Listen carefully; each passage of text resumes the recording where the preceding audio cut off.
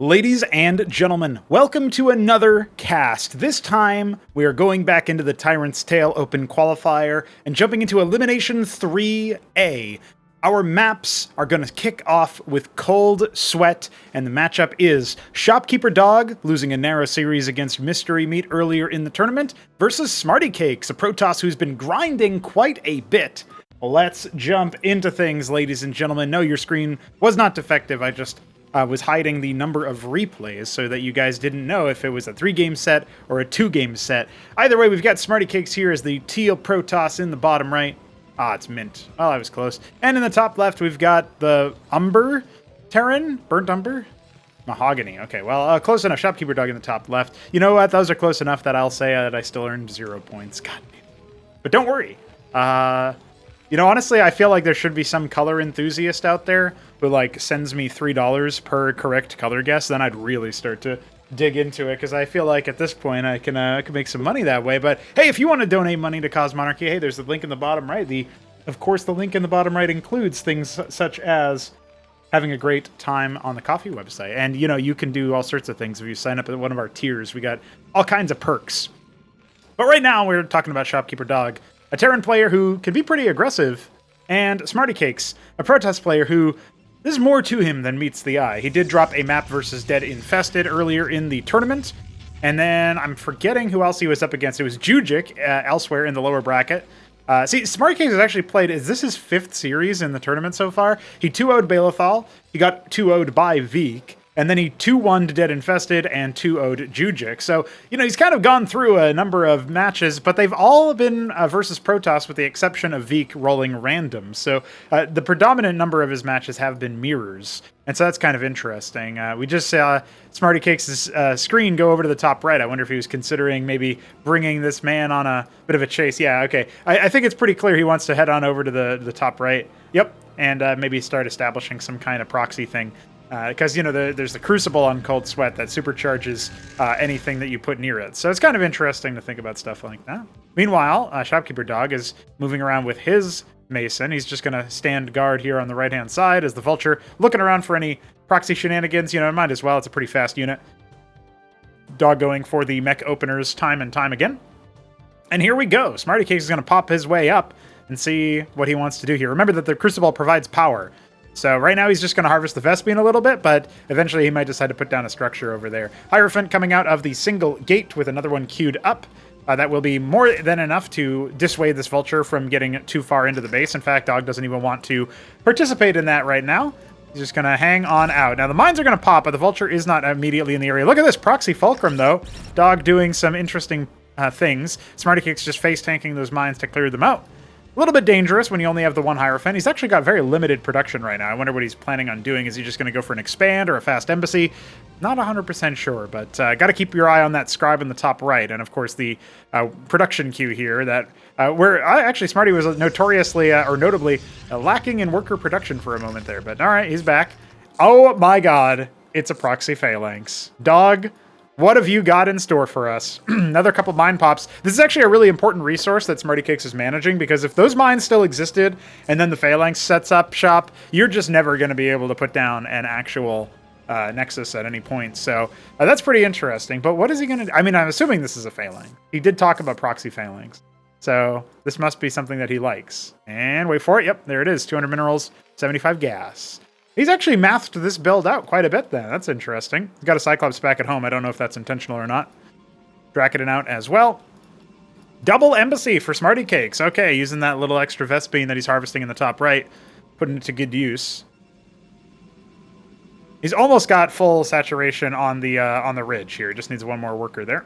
But you know what? He's got bonus saturation up there, so it evens out. I'm thinking about like the overall gas harvesting, and yeah, right now we actually have sort of halfsies. Oh yeah, fuck my own Dracodon, dude. I don't know why he did that, but wait, it's a Madrigal follow. I guess maybe this is like a hedge in case there are any vassals or something like that. Witness now coming out for SmrtyCakes. We've got, oh, he wanted to put down a Watchdog. Okay. And he had multiple Cyclops in that anchor, but he wants to leave it open for now. Now the Witness is going to come out and see this, right? And what is SmrtyCakes going to do? Because he only has one gate production this whole time. I think he's trying to take a hit 'em up build here and maybe use that. So the Witness is going to be over here, sees the Madrigal, sees the Phalanx, sees the sort of menagerie of other Fulcrum units. And now it's an anchor float with a Watchdog follow-up. And just in case there's any air also to spot for the high ground and stuff, Phalanx is going to go ahead and deploy. Try to get everything over here. The Watchdog comes in just to see that there's no Nexus. Okay, that's something. You can put a Madrigal into an anchor, but it only obviously shoots up while undeployed. When you deploy, the units take more transport space. So that's something that you have to factor in, right? And the Madrigal is 4 transport space by default. I could see an argument in reducing it a little bit, but not to 2, right? It would have to be 4, maybe to 3, because it's like a little bit more lightweight than the Phalanx or something like that. I don't know. But you know what? It's a very small note. I don't think it would matter too much. Now, this Watchdog should just get destroyed so that there will be limited movement up here. And let's see what the creep is like, because this whole time, right, SmrtyCakes has a little bit extra Vespene. He's got the double embassy build. I think if this is against a more military-focused Protoss build, it would have a much harder time encroaching this far up. Dog might not be able to believe his luck right now, but he sees the Protoss army is pretty small. He's denied the Nexus or anything like it. Vulture is now getting hemorrhaged a little bit. Nice stun, even revealing the Witness, but he doesn't really have the right units in place there. There you go. Now he's going to go ahead and clear them out. Needs to maybe inch that anchor forward if he wants. We got 2 Wardens, 3 Wardens being placed pretty defensively, but this one obviously within range of the Phalanx. Now, what do? You don't have any more Zealots. You got 1 more Zealot, I should say. We do have a couple more mines left over, 3 more mines that could be deployed here. But now we were talking about, you know, the Wardens are just going to end up being like insurance, I guess, to like, force them to slow down so you can scramble a response. Now going up to 4 gateways, but look at the softening that's happening courtesy of the Phalanx, and the workers get pulled as well. Okay, the Hierophant sped up the attack speed of everything, but that one gets focused down too, so not really that much there, and the splash damage from the Cyclops inside that anchor, just brutal. But hey, Shopkeeper Doug still has a worker deficit right now. No expansion. This is a pretty, you know, difficult sort of play to finish off entirely. I mean, you can tell that with extra gateways and more units being produced and the Wardens coming online, this feels like a difficult thing for Shopkeeper Dog to actually fully execute, because the Phalanxes did get destroyed. Now, there is still the proxy Fulcrum, and of course the proxy Stockade with a Vestry producing nonstop. And once those Clerics get into place, it's going to be a lot harder to use the Protoss tactics of just picking the targets off and then backing off, right? Because anything that's wounded will actually be permanently dead. Now, a little bit of a sort of kerfluffle, as Mesk would probably call it, with regards to the unit control there for Shopkeeper Dog. He ends up hemorrhaging a lot of Vultures. Sure, he can start peppering down this gateway. The Mason is still alive for repairs, so that should be set up pretty soon. There it is. He's kind of reminded himself. But the Phalanx now in display, the Madrigal deployed. He's got to wait for this next round of units, and the Phalanx is also attacking the Warden here. So I feel like this is out of sync right now. The workers kind of coming in to initially draw the fire, just so that Phalanx can try to be focused down. And where is SmrtyCakes' control? Unfortunately, he's lost so many of his Dracodons. That one only on 6 HP. 1 more Madrigal missile would have done it. And look at this, another Phalanx arriving.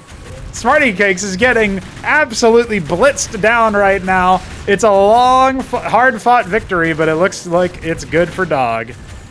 I mean, what can you realistically do? You needed maybe Legionnaires to try to focus down the low armor of the Phalanx or something like that, but now we've got Hurricanes on the front line, so that's even difficult to do. Nice splash damage and good targeting from that Phalanx. You can see SmrtyCakes trying to split it off, but there's 4 Clerics repairing that Phalanx now. There's no hope for you. The Mason was never focused down either. It's just not possible to pick it, not with all of that healing. And SmrtyCakes, my man, your gateway's being destroyed by Cyclops, the humanity. For humanity, that's what Dog is saying, the Dogmanity. Now this was, I have never seen Terran played quite like this, but this was good, man. This is high quality stuff. Maybe this is what Ramen needs to think about when he's out going up against hit 'em up super greedy builds, you know? Maybe he sees that and he's like, yeah, dude, I'll just do that. Now that anchor is going to end up going down. Dog was not repairing it that whole time. But at this point, I think he's realized, okay, you don't have that many structures over here. Oh, I don't know. He's gonna take his time. I keep setting up for like when SmrtyCakes eventually collapses, but the workers coming out now. Battle workers. He tries to take a dive onto the other units, but there's just too many Cyclops by this point. And I think that if you want to call it a cheese. The proxy plays has got him. I mean, the Witness is coming over here seeing no expansion, very low worker count, but SmrtyCakes knows he can't hold back. GG's. And this one goes in favor of none other than Shopkeeper Dog. All right, well, that was pretty interesting. I feel like at this point, we are dead set on an interesting series. What is SmrtyCakes' reaction to that going to be? What's the response going to be? I just need to know. Let's find out in Game 2. All right, Map 2 is going to be Impetus by Veek7. So map by Veek7 into a map by Veek7. We got Shopkeeper Dog down here as the... Oh, this isn't... I feel like this is Palatinate Purple or something, because it's not Tyrian Purple. Tyrian Purple is more bright than that. Or maybe this is one of those, like, wine colors. But it's not wine, is it? I'm going to say Palatinate Purple. Cordovan. Okay. All right. And SmrtyCakes up here is the Ultramarine Protoss. There you go. I got $3. Not really, but in my head. I gave myself $3. All right. So I'm very interested in how this match is going to go. I mean, that first one, very, very cool stuff. But on Impetus, the rush distance seems to be a lot wider.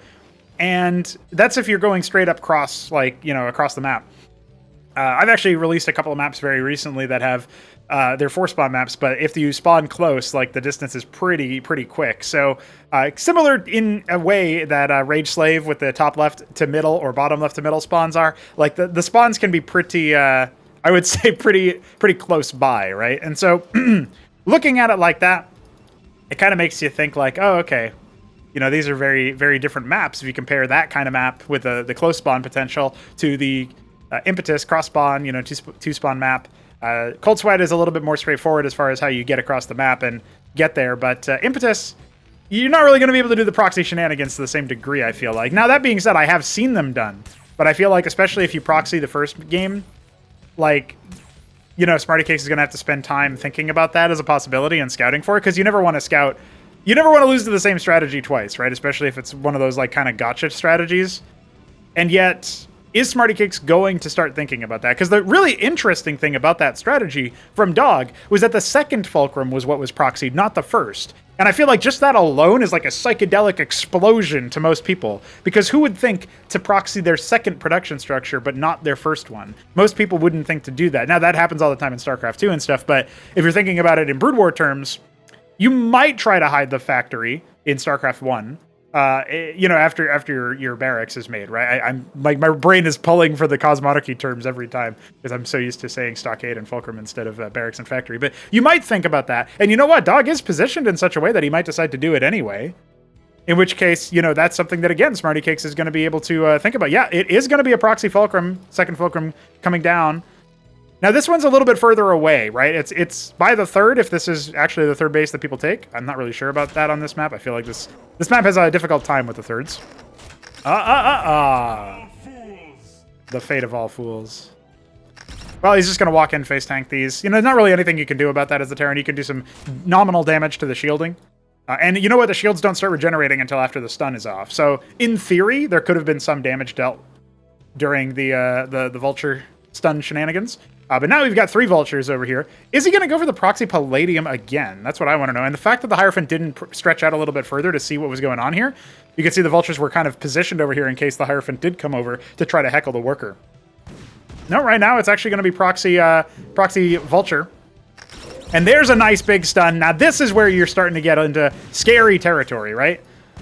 One more salvo will do it, and now this Hierophant has to tuck tail and run. He's got a Dracodon back at home. He can kind of try to dance with this, but I feel like these Vultures might just be able to run him over. Yeah, you got to watch out for this. Now the Dracodon now very wounded. This is not StarCraft 1, where Dragoons have a different armor type, and that's, as a result, the Vulture's concussive damage barely does anything. We do have a Hierophant coming out, so it's not total disaster just yet, but with more and more Vultures coming across, this needs to be stabilized. Now, luckily for SmrtyCakes, he did not go for a light on military sort of option here, right? Nice little snipe from the worker. Even gets a little laugh at the end to restore spirits and morale. We've got another Hierophant coming out. Does end up getting initial pressure put on it by the mine. Gotta watch out for that. A little bit of HP damage taken. Now 4 Vultures, but hey, this one's almost dead. Oh, and they focus down the Hierophant. We need to see more stuff out of SmrtyCakes here. He's only going to get the 1 Dracodon. Oh, he's flubbing the unit control a little bit there, and it does end up going down. SmrtyCakes does have enough money to put down a Warden, or at least to start adding more and more Drakadins and stuff out of this. You can see his Drakadin already starting to falter here, but nice control with the workers. Flubs Dog's attack. There we go. 2 more vultures going down. Fuck my own gateway.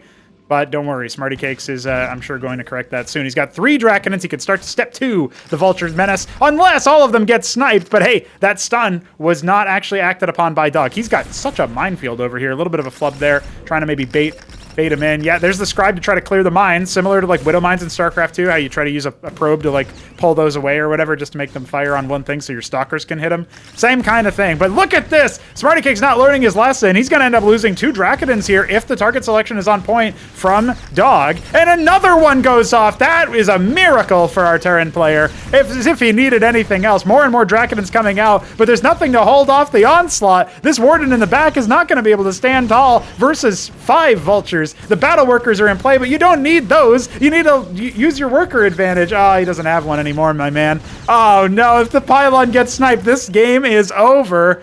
Dog taking the aggression to the next level here just to kick SmrtyCakes out of the tournament. This is a best of 3, and it is for elimination. I don't know if SmrtyCakes can hold versus this. I mean, he's losing a bunch of workers. He's down 7 workers. There is no macro follow-up right now. But my man, 10 vultures up? Like, there's no way you can actually deal with this with pure gate. Oh my goodness, it's horrifying. Just go after the pylon. Yeah, that's gonna force the issue. And that, as this pylon dies, that will be it. I mean, Dog is gonna get overrun, or rather, SmrtyCakes is gonna get overrun. The cake has been eaten by the Dog, and the Dog isn't even throwing up after or anything. He's just got more and more to give. Vultures are just going to sink their teeth. GG has to be called. And a double fulcrum proxy opener is all that is necessary. Unbelievable scenes.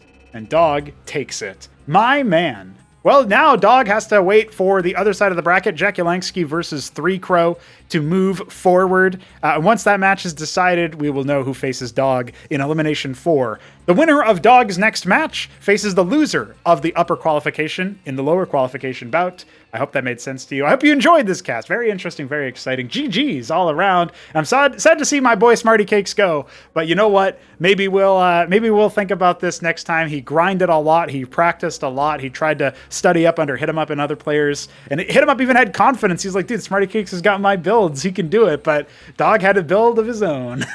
Crazy stuff. Maybe we'll see something new in TVP. Join us tomorrow for more Cosmonarchy. And other than that, all I can say is GG's and send us your 3s. Peace.